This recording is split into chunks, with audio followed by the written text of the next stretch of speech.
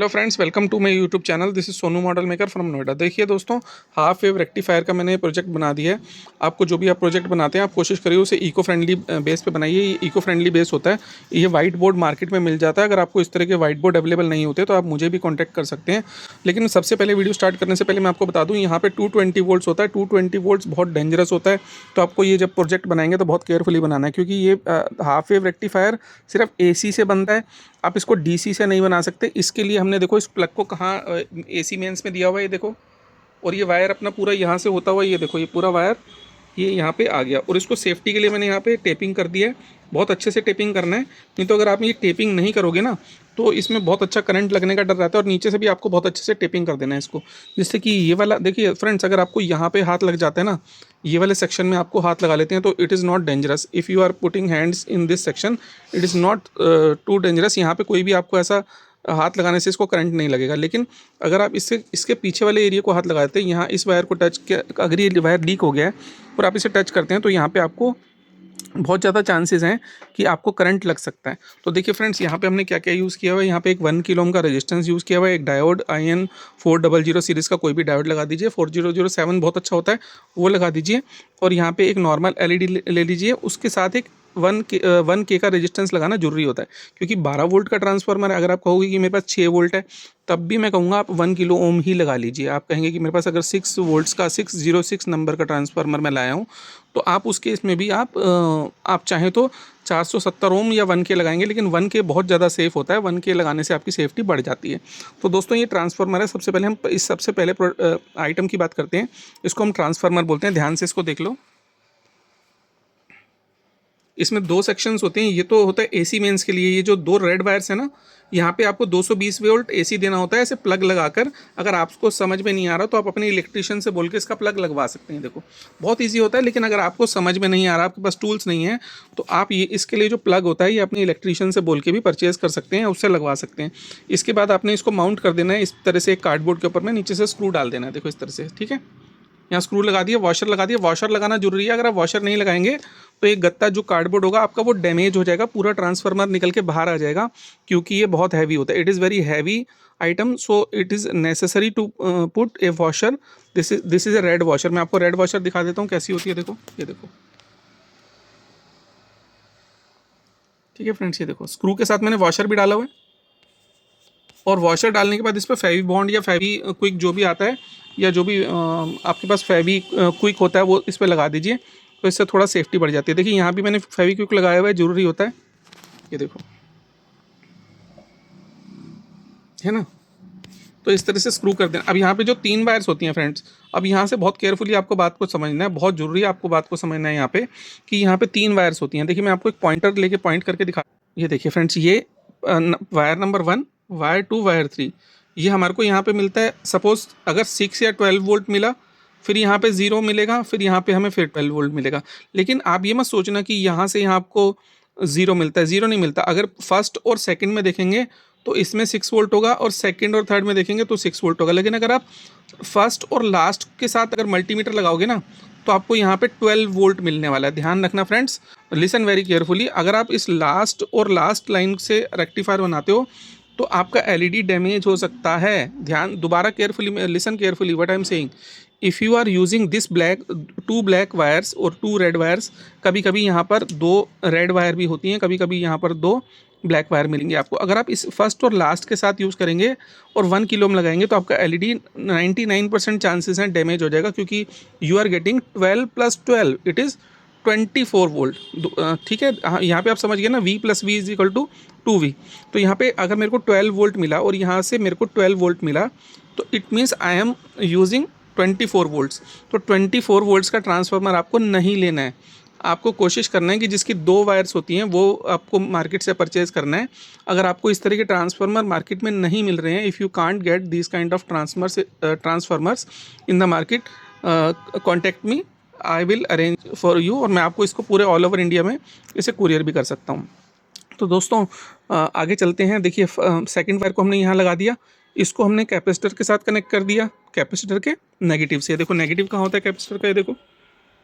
ठीक है, ये हमने क्या किया, इस वाले वाइट वाले वायर को हमने, ये देखो, वाइट वाले वायर को हमने, ये देखो, कैपेसिटर से कनेक्ट कर दिया। अब कैपेसिटर का जो दूसरा लेग है कैपेसिटर का पॉजिटिव वाला, उसको हमने स्विच में दे दिया। ठीक है फ्रेंड्स, यहाँ तक क्लियर है? ये देखो, हमने कैपेसिटर का अदर वाला जो है वो स्विच में दे दिया। यहाँ पर ये देखिए स्विच में दे दिया। फिर अब स्विच से हमने एक स्विच को अब हम बंद कर देते हैं, तो एलईडी बंद हो गया।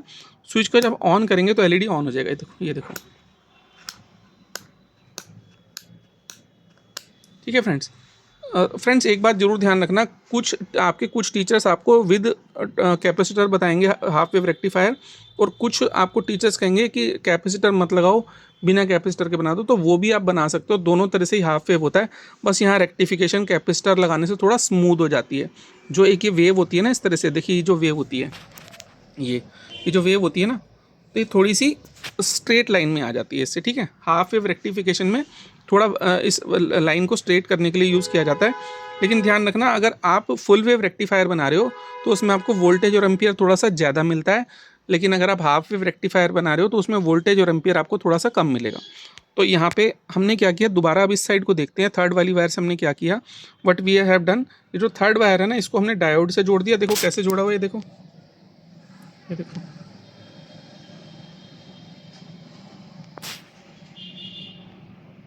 ठीक है फ्रेंड्स, यहाँ मालूम चल रहा है आपको? अब मैं इसको पीछे से दिखा देता हूँ आपको। इसको मैंने किस तरह से कनेक्ट किया हुआ आप देखिए। ये देखिए मैंने क्या किया, ये देखिए इस वाली वायर को मैंने, ये ट्रांसफार्मर की इस वायर को मैंने डायोड के फर्स्ट पिन से जोड़ दिया। और जो डायोड का अनदर पिन है वो कहाँ जा रहा है, देखो ये हमारा जा रहा है रेजिस्टेंस पे। ठीक है, डायोड के आगे से जो वायर है ना, उसको आपने रेजिस्टेंस से कनेक्ट कर देना है। फिर रेजिस्टेंस के इस एंड में जो यहाँ पे वायर होगा ना, लास्ट में जो ये वाला एंड होगा रेजिस्टेंस का, ये वाला, इसको आपने यहाँ से लाते हुए स्विच के आगे इस वाले पॉइंट पे आपको कनेक्ट कर देना है। ये देखो। ठीक है, ये दोनों हमने यहाँ पे कनेक्ट कर दिए। और जब भी हम स्विच को ऑन करेंगे, जब हम स्विच को कंटिन्यू करेंगे, तो ये आपस में शॉर्ट हो जाएंगे और यहाँ मेरे एलईडी को पॉजिटिव मिल जाएगा। देखो अब हमारे यहाँ पे पॉजिटिव बन गया। ये देखो, मैं आपको दिखा देता हूँ कहाँ पॉजिटिव बना। यहाँ पे हमारा पॉजिटिव टर्मिनल बन गया, एक पॉजिटिव टर्मिनल जनरेट हो गया। आप यहाँ बोलो चाहे यहाँ बोलो, बात बराबर है। पॉजिटिव वैसे एक्चुअली यहाँ बना है, लेकिन हमने स्विच के थ्रू उसको यहाँ दे दिया। इसमें कोई फ़र्क नहीं पड़ता फ्रेंड्स। इसके पीछे वाली जो जगह है ना, इसको आप चाहो तो इसको कैपेसिटर वाले को और इस वायर को स्विच के किसी भी एक टर्मिनल पे दे दो, फिर उसके दूसरे टर्मिनल को आप एलईडी से दे दो, एलईडी ग्लो कर जाएगा आपका। और उसके बाद जो एक ट्रांसफार्मर का नेगेटिव वाला सेक्शन है ना, यहाँ से एक वायर आपको लेके जाना है और आपको इसको कनेक्ट कर देना है एलईडी के नेगेटिव से। ये देखो मैं आपको दिखा देता हूँ। ये देखिए कैसे किया हुआ हमने। ये देखिए मैं आपको दिखाता हूँ। देखिए ये हमने क्या किया, ये देखो एलईडी का हमने नेगेटिव लिया, सॉरी ये हमने जो आपका कैपेसिटर था उसका नेगेटिव लिया और उसको हम यहाँ से ले गए और एलईडी के नेगेटिव में लगा दिया। हमने यहाँ भी एक रेजिस्टेंस लगाया हुआ है। ये मैं आपको इसका बताता हूँ रीज़न, मैंने ये रेजिस्टेंस क्यों लगाया friends, I have put this resistance here. दोस्तों क्योंकि क्या हुआ, जब मैंने ये ट्रांसफार्मर बनाया तो प्रॉब्लम एक आ गई कि मेरे को ये एलईडी बहुत ब्राइट जलने लग गया था। अब इससे डबल इसकी लाइट हो गई थी। ठीक है फ्रेंड्स, जब मैंने इसको बनाया तो इसकी जो लाइट है वो डबल हो गई थी, बहुत ज़्यादा ब्राइट हो गया था। उससे ऐसा डाउट आ रहा था कि ये बर्न हो जाएगा। तो मैंने क्या किया, 1 किलो ओम के साथ एक 1 किलो ओम और डाल दिया यहाँ पर। ये टू सेव द एलईडी को बचाने के लिए मैंने यहाँ भी एक 1 किलो ओम डाल दिया। देखो ठीक है फ्रेंड्स।